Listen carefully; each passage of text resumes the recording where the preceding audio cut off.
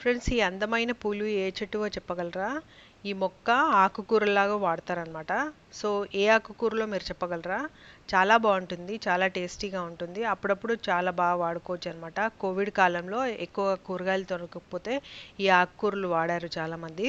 దీన్ని Suriname spinach అంటారండి. చాలా బాగుంటుంది. సేమ్ బచ్చలి కూర లాగానే ఉంటుంది.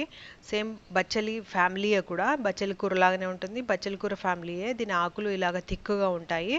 అలాగే ఇట్లా గుబురు గుబురుగా పెరిగిపోతుంది అనమాట. పింక్ కలర్ ఫ్లవర్స్ వస్తాయి. చాలా బాగుంటాయి. ఇవి సీజనింగ్ కూడా వాడతారంట. చాలా టేస్టీగా ఉంటుంది కూర.